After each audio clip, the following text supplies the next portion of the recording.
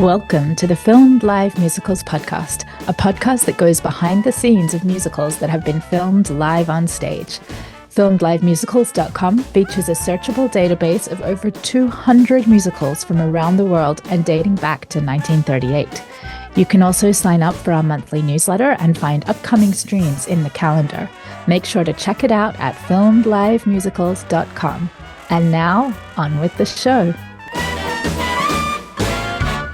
Welcome to the Filmed Live Musicals podcast. I'm your host, Luisa Lyons, and my guest today is Melissa Sunter, an award-winning actor and filmmaker who has worked on stage and screen, appearing in a diverse range of projects, including TV Chicago Fire, FBI, This Is Us, Grey's Anatomy, and Masters of Sex, and on stage in A Chorus Line, Macbeth, and her own solo show, Marrying Jake Gyllenhaal.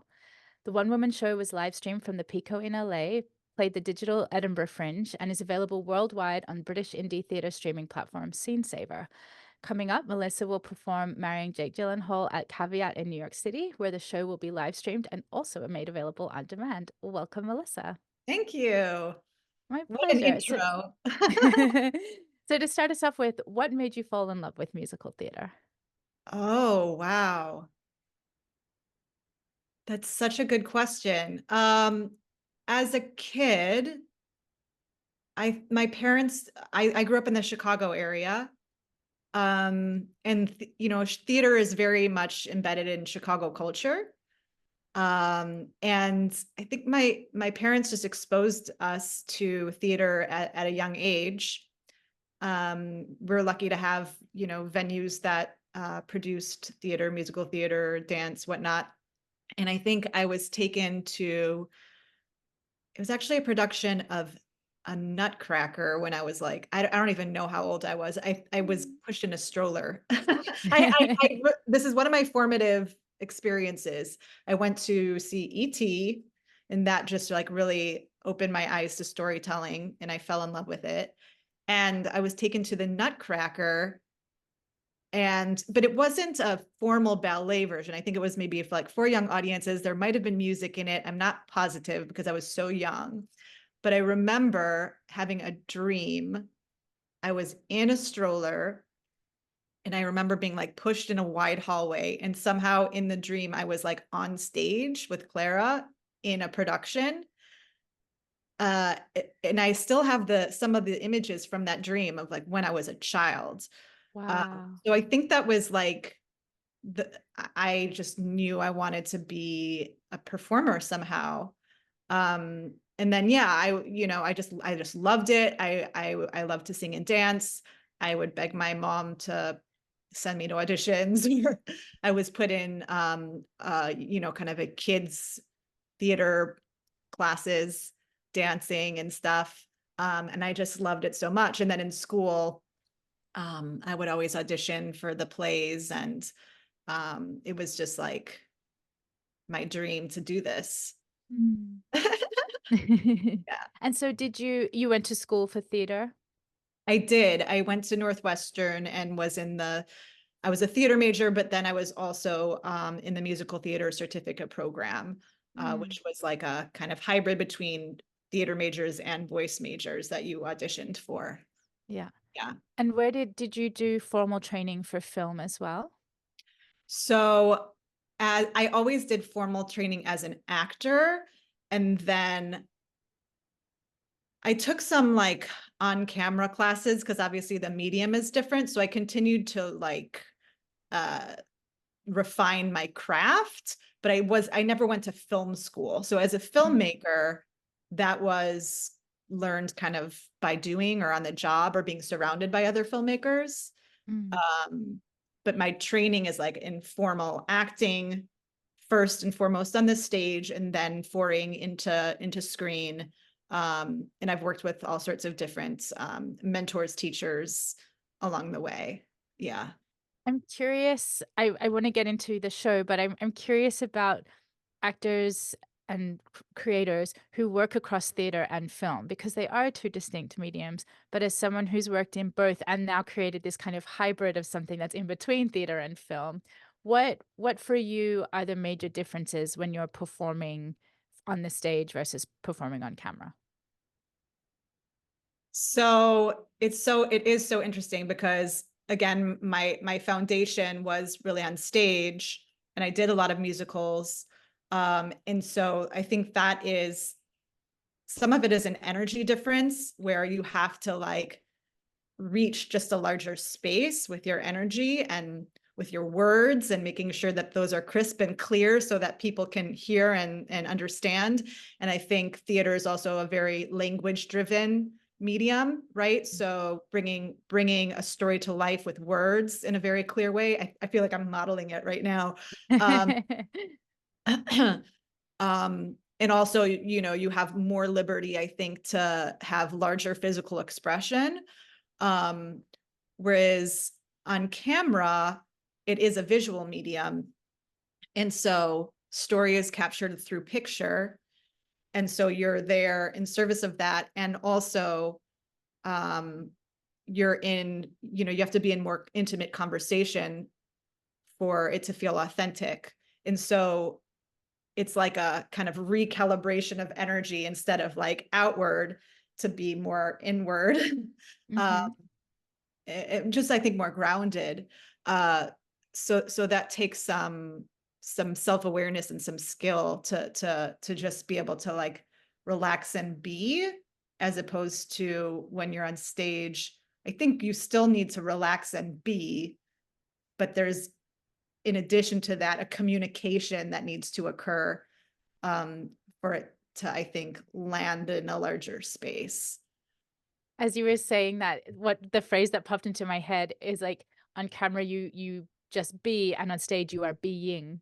Right, right. But I think there is also a misconception about camera just being, because there is still, you still have to be active, Mm. you know, you can't just like, I don't know. Can't do nothing. There's like more acting where people are just like, I'm just going to be small and like whisper, you know? Mhm, mhm. And so there is a line to like, you still have to be active in your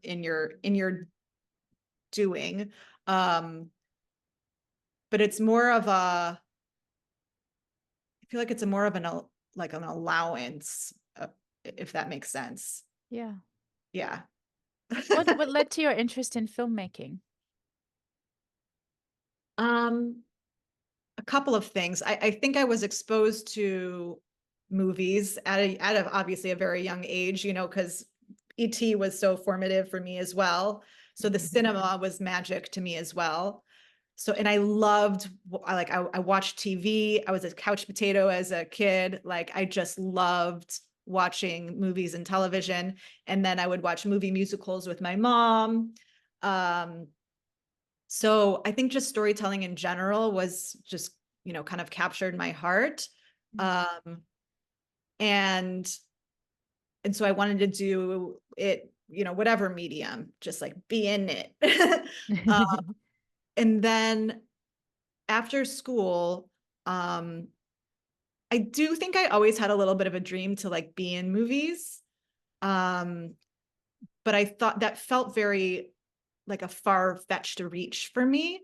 I just didn't think that that was a possibility, because I feel like you look at Hollywood and you look at these like famous actors and it just seems so unattainable. Like, oh, those aren't real people, right? And so for me, I could do theater because like, you know, that's attainable for anybody. But the idea of being like in a movie or TV, like, whoa, I didn't think that that was something that was going to be for me, which is wrong, but you know.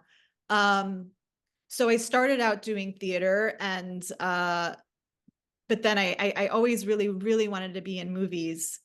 Um, and so when I was here the first time, I was like trying to get in there, you know, and I started by working with some filmmakers at NYU and Columbia, like kind of building relationships there. And then I ended up in a relationship where my then partner was in the movie business. So he was like a behind the scenes person, like cinematographer. And so I had an entry point into the world, both Yeah. as an observer and then like trying to get in there as an actor.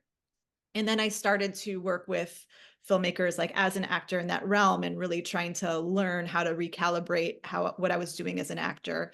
And I loved the collaboration of it. Like I love the people and I love the collaboration of it.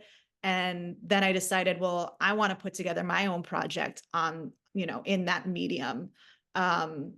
Because I didn't want to wait around, for the phone to ring. I was also feeling like, because my foundation at that time was theater, musical theater, I felt I was pigeonholed in a way.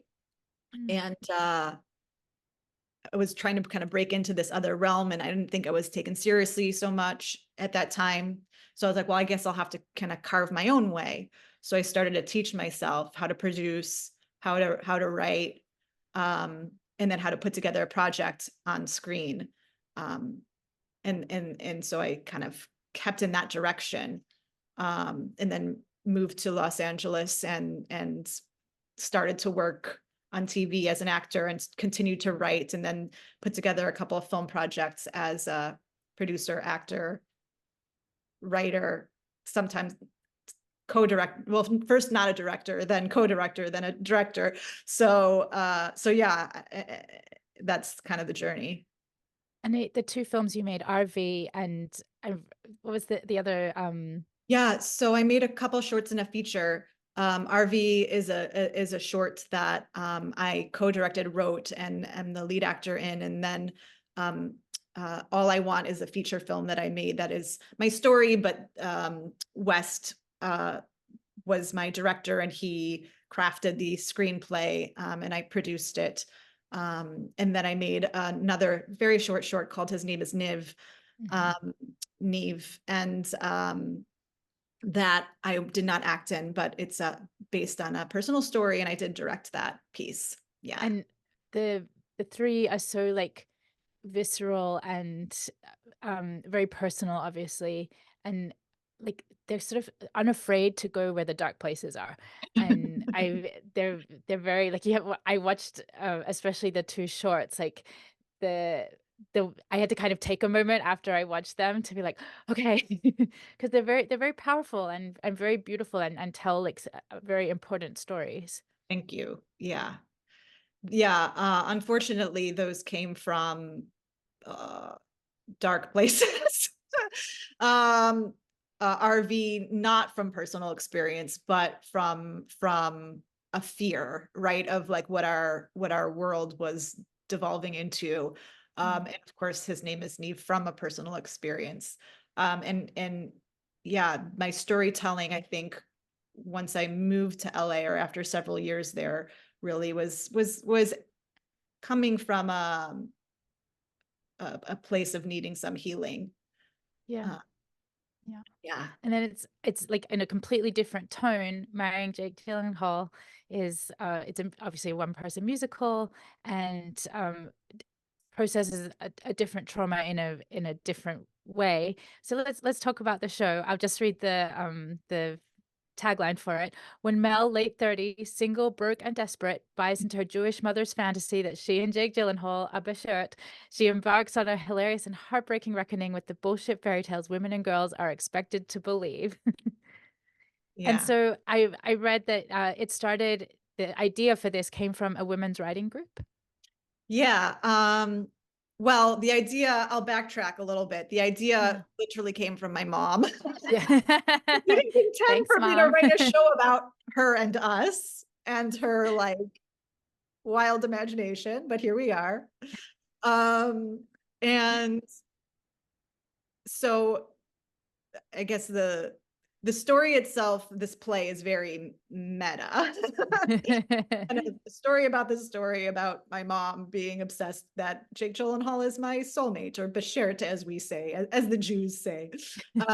And I originally started to write it as a movie idea. Mhm. Um, I was in a writing class in LA, and there were just too many things happening with these coincidences with Jake Gyllenhaal and my mom being obsessed. Like that, I was like, this is too crazy. I have to turn this into something like this. I can't just ignore this or her. Like this is too good. So I started to write a rom-com version of this, and then set it aside, and then focused on producing things I could actually produce. So I'm trying to remember that. I think came after my film All I Want. or maybe like around that time when I was like, okay, I'm gonna produce this movie that is doable for me. And then RV, I just got on this kind of track of smaller, scrappier projects. And then I had premiered All I Want. I had RV was kind of out there. I didn't have anything.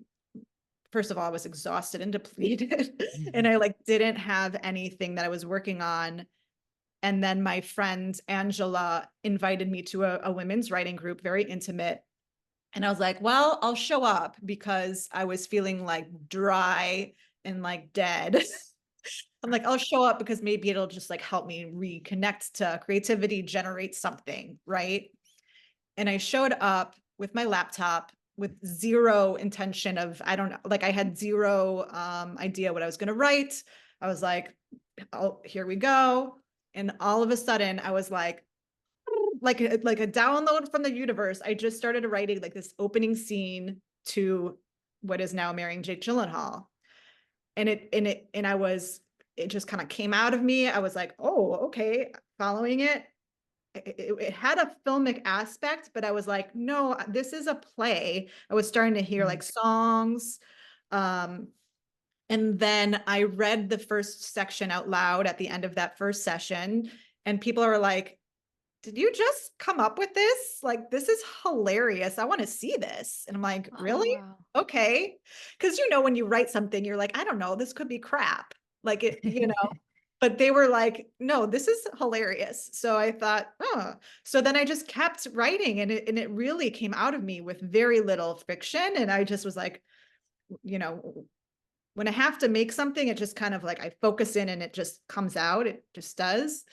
And then maybe a couple subsequent sessions, I like read chunks out loud, start to work on it. And then I was invited to, or not, I was invited, I attended this summit through Seed and Spark, the crowdfunding platform called the Creative Sustainability Summit. And it was like kind of an all-day workshop, I guess you would say, of how independent artists can have sustainable careers. And the highlight of the day was in advance, you had to submit a pitch, but they were going to pick 3 filmmakers to pitch in front of Mark Duplass. And he was going to help them. Who is himself a filmmaker. He's himself a filmmaker and actor, very successful, and someone who I've always looked up to. And he was going to help you, whoever was selected, to like crack their story, come up with a way to move it along. So I showed up, and so did 2 of the girls in my writing group. We didn't even plan it. I was like, oh, hey, we're all here, and I had submit a story in advance, another thing that I was working on that I like didn't even want to touch. It was just like too heavy. I was like, well, I'll just submit this. And Mark is very vocal about, he navigates issues with depression and anxiety, and he's very vocal about that on social media. So I was like, well, maybe he could help me with tools or something to like work on this. But I kind of forgot about it. And then, it was like the day of the summit. Angela and Monica were there, and I was like, oh, how crazy. And they started to announce the filmmakers. And I remember turning to them and I'm like, oh my God, I'm so glad that I'm not like, it's not me. I would have zero idea what to say. Melissa Center. And I was like, oh no. They're like, you got this, go. I was like, oh shit. So I was selected. I thought they would have notified the filmmakers in advance, right?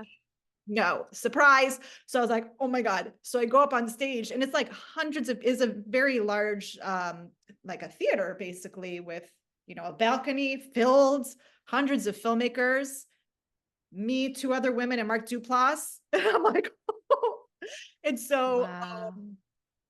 I didn't even remember my freaking project. I was like, what was the log line? Like I wrote it months ago. Like I have to pitch this for Mark, like legitimately famous and someone who I very much like respect and admire, like speak English.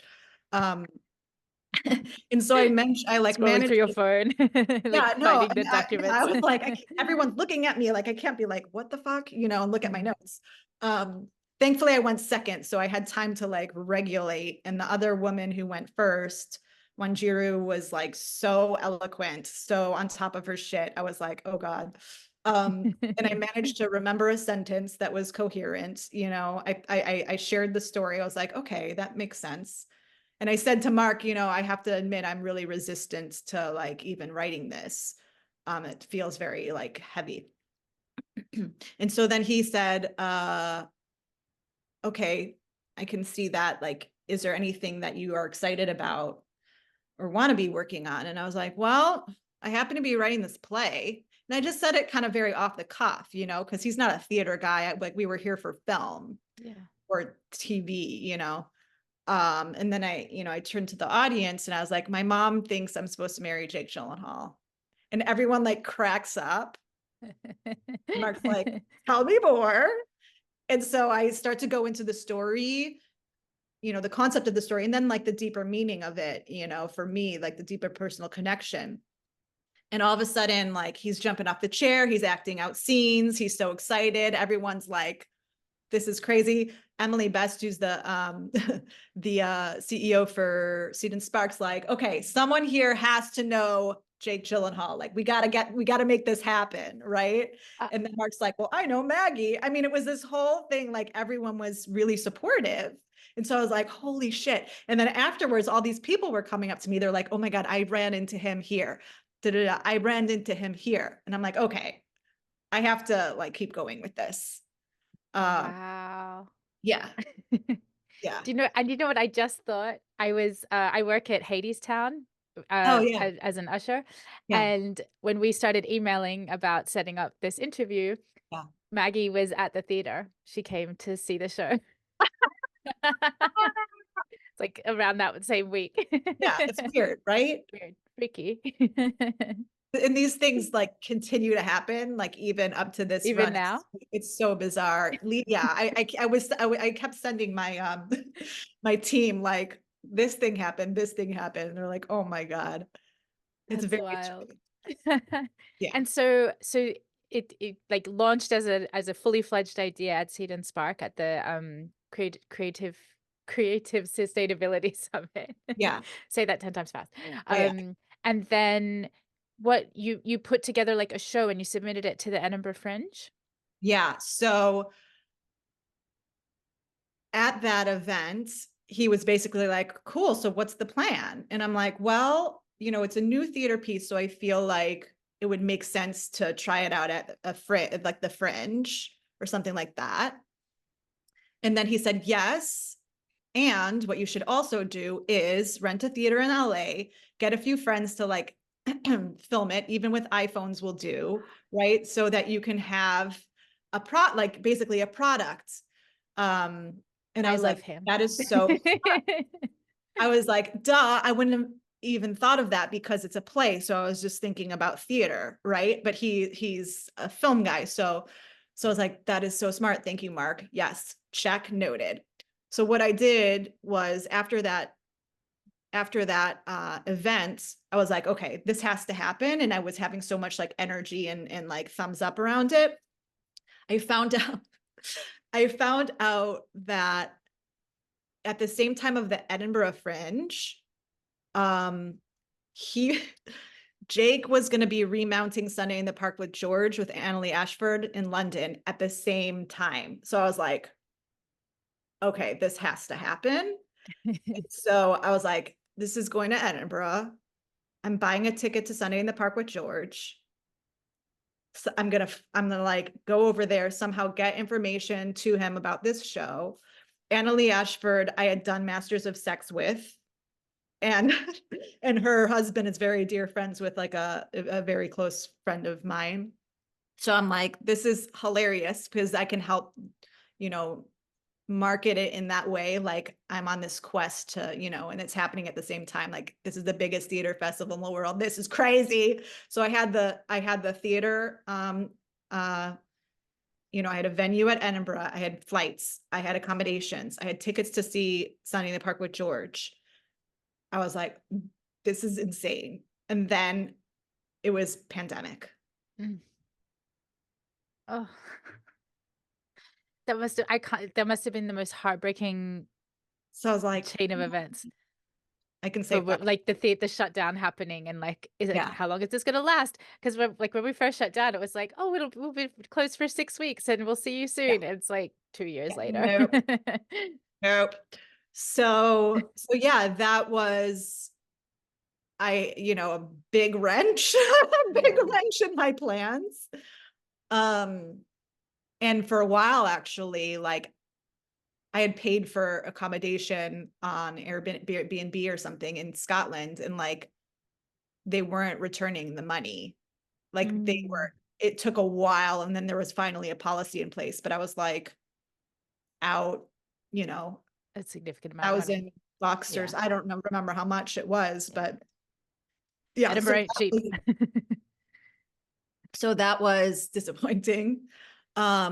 And I had already hired someone to help me crowdfund for the whole project, for the whole journey. And we had to obviously put pause on that. Um, and I know you were interested in having crowdfunding chats eventually, but this project, this whole experience, um, eventually then opened up a door too for my now crowdfunding work. Um, Mm. but yeah, so I had to pivot and also just like wait months because we were like, what is happening? Yeah, I mean, we were all in a lot of uncertainty. It was crazy. But eventually, and actually, it was Jordan who suggested this. I had escaped to Arizona. My folks have a place there, and so I was like staying with them. So I didn't, because I was alone in Los Angeles for like a very long time. And it was, I was just not doing very well. So I escaped when I felt like it was safe and I wasn't going to kill my parents. Mm. We were all like, we didn't want to, right? We Know didn't what know was going so on. much at the beginning. Yeah, it was, So we, when I felt yeah. like, okay, I'm trying to remember, no, I had COVID at some point, but Mm. I think this was after. Anyways, I escaped to Arizona. Um, And I remember having a conversation with Jordan, who had wanted to help me, be on my producing team. And we And this were, is Jordan Ansell, who's also another filmmaker and director and producer. And he's yes, started Jordan his own Ansel, theater yes, who companies. I think before you pressed play, you said you had known him as well. Yeah. So I think at this point there were plans starting to be put in place of how to move forward and film or like open up industry in a way that was COVID compliant. So, and a lot of people at this time were like doing Zoom theater and Zoom readings. And I was like, I was going to take this to freaking Edinburgh. Like, I'm not doing my play on Zoom. That felt so depressing to me. Um, so Jordan actually pitched the idea of doing a like live stream with a couple cameras because he had had experience kind of like in a news media situation of, Mm. doing uh, a live, uh, what do you say for news? Like live Broadcast, broadcast. almost Yeah. like a broadcast kind of situation. He had had experience where he was like kind of switching between cameras and something like Mm. that. So he actually gave us the idea that we could do that for this play too. And I was like, it was the first time where I felt like a little excitement. Yeah. I was like, okay, that feels like exciting. That feels like a challenge. That feels like I can do this play and not feel freaking depressed. And then from there we started to, we obviously had to wait and the timing had to make sense where we were allowed to do such a thing. And then Michelle, my director of this first iteration, um, was connected with Micah over at the Pico Theater in Los Angeles. And she's like, they want to figure out how to move forward. They have this space and they need to like breathe life into it. Maybe they would be willing to like do this experiment with us. And so we ended up producing, I raised a bunch of money on Seed and Spark to produce a live stream version of this play. We had 3 cameras. So it was like we hired 3 DPs. I flew in actually my composer and orchestrator from New York to play live for me. And it was designed, it was like a set, lights, the whole thing, but delivered via live, like, 3 camera switch broadcast, basically, And that performed as if you were like performing to an audience in the theater, exactly. but live streamed without no actual audience, but and live Correct. streamed from the Pico. Yeah. So it was thrilling on so many levels. It made me feel like, okay, I was actually doing a real show, that we could bring theater to people in a time where everyone was like starving for content and wanted that feeling, right? Like there's a difference between watching a Zoom read. It's just not, it's hard to connect with. At least I was feeling that way. And like, people really felt like they were experiencing theater again for the first time in, it was months or I don't know, a year or however long that was. So that was really exciting. And then I remember like walking into the space and hearing my musicians play the music, some of my music. And I was like, oh my God. Wow. It was literally like I was coming back to life again. Yeah. Um, Wow. so it was And so very, you, because you had been preparing for Edinburgh, you had created the show with your composer Jamie Buxton. Mhm. And so that had all happened pre-COVID, or like kind of at that I'm just putting the timeline together. That was Yeah, pre-COVID. Yeah. yeah. And you were working together in LA or New York? She was in New York Mm-hmm. and I was in LA. And trying to even remember how, so we had done a production of Chorus Line together years ago. And then she went back to the NYU like composer, musical theater composer program. Mm-hmm. And I think I'd seen on social media or something that she had just finished that program. And I was looking for a composer for my piece. And actually, this was another thing that Mark had recommended. The original version, I had heard existing like pop songs basically, and I was rewriting lyrics to like do, kind of like a parody of pop songs. Yeah. Like that's how I was hearing it in my head. And I shared with Mark that that was part of the original script. And he's like, if you can, try to write original, like try to make your original music, even if you're having someone model it after the existing thing to get the essence of that. And so I was like, okay, fuck, I have to like think of this. But then somehow I reconnected with Jamie, and then suddenly she was like taking this on. Mm. Um, and we've been working with each other since, but we were doing, long distance sessions or whatever, and she was sending me like ideas and yeah, the first couple songs that she composed for me, I loved. I mean, it was just so it made this its own thing. Um, and we continued to, collaborate and tweak, and even coming into this new version, there are new songs added. Ooh, yay. Yeah, yeah. That's So exciting. so yeah. So we've continued to extract new life or whatever into this. Yeah. And Mhm. just quickly on the Pico run, or the night you live streamed, Yeah. what, because of COVID, like I imagine rehearsal was limited and like everyone has to be masked. So what was the rehearsal process and then the filming, the actual live stream? Yeah. So I was rehearsing in my studio over Zoom with my director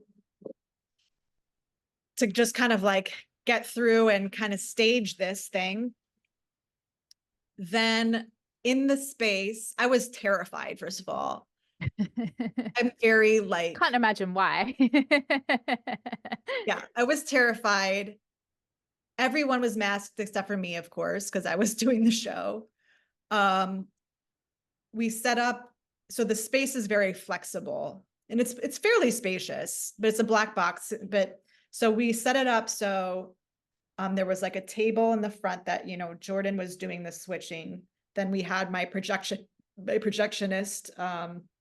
6 feet apart. The 3 cameras, you know, they were all masked, were placed kind of like around me, but again, with enough distance. And then my composer, so I had a 3 band. So Jamie was playing piano, and I had 2 other musicians on like percussion-y and then strings.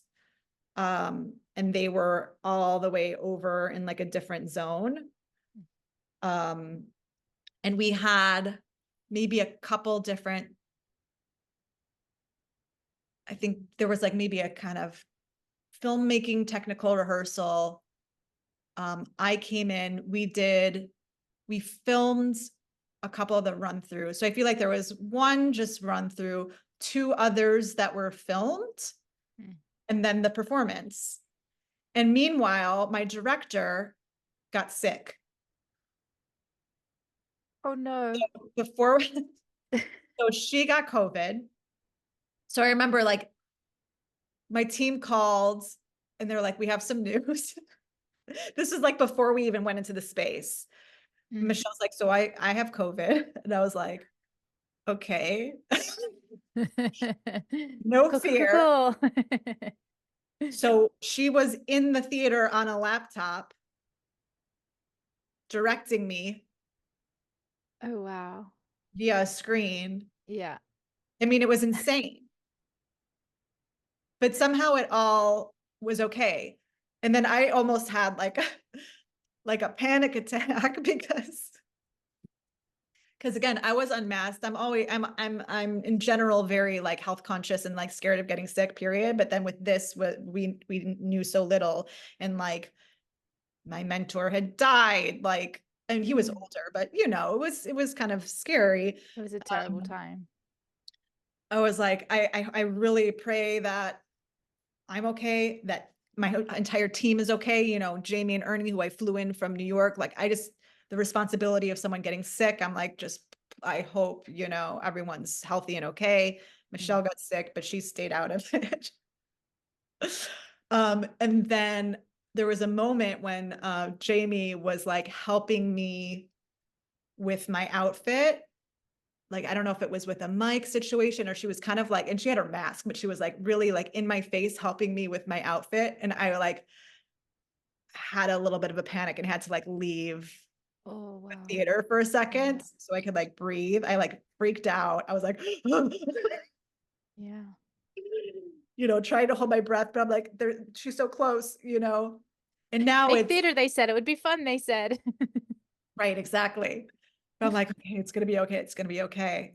And it was okay. It was okay, knock on wood. And it went so well. It went remarkably well. What platform did you use to live stream it? YouTube. Oh, okay. Yeah. Yeah. Yeah. So I'm trying to remember what Jordan used for the like tech aspects, but we had someone helping with, yeah, there was a software that we had some help with to like actually do it. And then it was piped into YouTube live on Yeah. a private link. And anyone who contributed to the crowdfund got tickets, but then we also sold tickets. And then any of the money that we got through the ticket sales, we donated to artist relief for that time Oh, because amazing. people were suffering. So Yeah. that was really exciting. And it was like 700 or something people tuned in, which was Wow. really, you know, it's like, And when you think about the size, the theater is like seats like 100, I think, right? right. The Pico. So like even just that one night, like it's 7 times the amount of people that could have, if on a normal day, could have seen it at the theater. And then at the Fringe, like how many people would have, you know, whatever venue you were in, how many people could have seen that? So like just in one night, your reach by Yeah. streaming is exponential. Yeah. It was really very cool. Yeah. Yeah. And then you were able to still participate in the Fringe through the digital Fringe, and it was streamed for about a month on the Space UK, and now it's on Scene Saver, which as a platform I've loved since it was founded. Carolyn Friedman is a friend of mine. She's a wonderful human being, and it's Awesome. Scene Saver is an amazing platform that makes so much independent theater available for free. Yeah, so I was like, why not? Now that version is kind of an entirely different show than this new version. Yeah, Uh, tell me more. so a lot of the personal narrative within it is very much the same. But this show has had like a kind of a whole different, I guess, almost lens and another layer, I think, on top of it from version one. And the ending's a bit different as well. Mm. So I moved to New York and always with the intention of finally bringing this show home. I'm from Chicago. That's home, but this is like home. Mhm. It's yes, spiritual Um, home. um, and then I learned some information which I couldn't unsee that felt very connected to my personal journey. And I was like, okay, I have to somehow figure out a way to integrate this into my story. Yeah. And so that took a while. That took a while for me to, so it wasn't like kind of a new tacked on ending for it to feel cohesive. Mm. And then also Michelle, who's my like wonderful director from LA, we were in conversation about it, version here, but she was feeling very like stressed and split and overextended, and the idea of back and forth was becoming increasingly less possible for her. So at some point it was pretty clear that that was just going to be too heavy of a lift, and so I had to find someone who had boots on the ground here. So I brought in a new director, Jen Weinman, and she then was kind of woven into the writing process, right? Of like, okay, how do we then reimagine this in some ways? And I think because she has a very specific energy and essence, it has influenced me too in some of the like in some of the writing. And so now the play feels kind of a little bit even more wild, more comedy, and then also deeper in many ways. Mm. So I feel like version one is very like tender and personal and lovely and has a same ultimate conclusion. This kind of plays with the contrast, I think, a bit more boldly, of like kind of clarifying the wild imagination version of this and playing with that with the audience, and then digging in deeper to the ultimate uh fall or like fall from grace or whatever you say. Like, uh yeah, the heightened reality and then the grounded reality. yes, exactly. Ooh, that's exciting. And I'm excited you mentioned earlier there's new songs too. Yeah, yeah. So some of the new songs are like there's a new opening number which is kind of quirky, and then there's one song that is like very outrageous, uh called Don't Trust Women. I go on a like tirade. um that's one of my favorite ones because it really like, yeah, it kind of brings voice to lots of tropes, I guess you would say. Mm. And it's very fun and kind of evil, and yeah, very fun for me to perform. And then there's a final song that I wrote actually that somehow came to me again, kind of from the spirits, from the ether, um, while I was in Arizona. And I'm trying to remember if it was that same time period that I first started to hear it, the melody. where the original live stream idea kind of came to form, or if it was another trip there. But there was something about the clearing of that environment, Mm. how quiet it is and like sparse, that I just heard this melody kind of needled into my brain. And then from there, I wrote my first song, and Wow. Jamie Oh, helped me flush that out yeah. with the accompaniment, and helped kind of bring it more Structure clear. it into a Yeah, song. exactly. Yeah. Yeah. Oh, that's so exciting. Do you have plans to, so the caveat is happening on June 12th, and then it will be available on demand for a week after that, the live stream on Yeah. via Stellar. And are there plans to do another run somewhere, or are there plans to make the live stream available longer than the week? Great question. That is something that I'll be discussing with my like producing team after the fact. The goal of this run at Caveat has been to get it in front of a live audience and see like what's landing, what needs to be clarified, where are we at with this? And also to, garner some support to move it along. So it can function as this version, which is very like, I have projections, right? But there's no like lighting design, right? It's just kind of like lights up, lights down, and like basic sound and projections, Mm. very stripped down. So it can function like this, and you understand a story. And we would love to be able to have a more proper extended, run in a home where I could like have a set and not like bring it in boxes. You know what I mean? Have I have couch will a travel. cardboard box that I'm like, here's my sets. I'm gonna like take it on the train with me, Yeah. right? Um, so like a more robust projection design and lighting design to help like fill out the story. Yeah, Uh, full production. yeah, that's our Yeah. goal. Um, so yeah, the whether this live stream version, I know Maxwell, who's one of my producers, wants to cut together like at least a sizzle from the 4 performances to help garner additional support. But yeah, I'm not sure. We might. Um, I don't think that it would harm anything in having people be able to access it. Because like, with music, right, you get to know it and then you want to see it live. So I Yeah, think that could be a strategy for us, absolutely. moving forward. Yeah. What would you say to other artists who are hesitant to stream their work?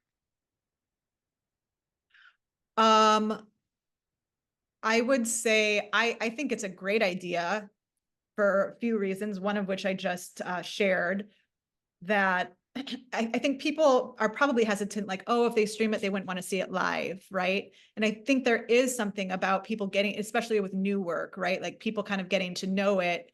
And if they really connect to it, then if there is an opportunity to see it live, that is a different experience. And so they might be more apt to do so. Mhm. And then have a familiarity with some of the songs that, in my case, right? Like it's a musical, filmlivemusicals.com. Um, Oh, thanks. um, So I think that that's a new way of looking at it. Also, in my case, a lot of people in my world are not in New York City. I mean, I do have a community here, but like I have a shit ton of people in LA. My family's in Chicago. Like people have been following me and supporting me and being very supportive of all of my work for years. And they have a capacity to see my show if they can't fly to New York, right? I've sold many live stream tickets, and they've been really excited to see it. Even Yay. people here who are like, shoot, the dates don't line up, but I really want to see it, and they can watch it in the week after. And caveat the way that they do it, they do have someone who is switching angles, so it certainly helps. Um, I think the audiences engage with the show in a little bit more of a kinetic way, which is necessary for you to, I think, watch anything visual these days. But Yeah. Oh, yeah, it's very exciting. I cannot wait to tune in this week. Yeah, I will definitely be watching. I cannot wait. I love the show. It's so much fun and it has such a beautiful message. I don't want to give anything away. And especially now, and I don't know the new iteration, so I'm very excited to see it. Yeah. Yeah, I'm But I, excited then afterwards to talk to you about it because yeah, for people who have witnessed version 1 and now 2, I'm just so curious, like the difference, how it lands, if it feels more whole or if you were missing anything from the first version or yeah, I'm yeah. very excited to talk to you about it afterwards. Oh, good. Okay. I can't wait. So this brings me to my final segment. It's called My Favorite Things, where I ask you my favorite questions. These are a few of my favorite things. To start off with, what is your favorite musical? Um, do I have to just pick one? Can I pick 3? Sure, go for it. Well, so one of them, which is a theme in my show, is Sunday in the Park with George, particularly Act 1. Mhm. And then I'll say, because this has been a very like a personal part of my life too, a chorus line. I have I have just a very special place in my heart for that show. It just is very much in my spirit and body and being. But then I'll say, just as a like spectator, I've never done the show, but I love West Side Story. Oh. Actually, I have more. I mean, this is from my youth, but like Les Mis as a kid was like, I freaking loved Les Mis. But yeah, I would say, yeah, West Side, there's something about it that I've always just loved. You're Yeah. speaking my language. All of those shows I adore. And A Chorus Line was the first musical I saw live. Yeah. And yeah, it baffles me that, I was 10 years old in Sydney in Australia and that this musical about something very specific about dancers in New York spoke to a 10-year-old in Sydney. So sweet. Yeah. I Yeah, had the good fortune of doing that show a bunch of times mm, and it's, yeah, there's something about it. It's yeah, like in the fabric of my being. yeah. Yeah. I feel you. Do you have a favorite filmed live musical? Show that's been filmed live on stage. Um, so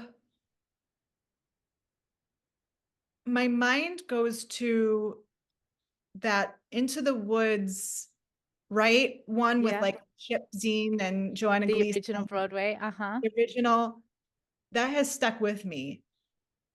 So I think of that.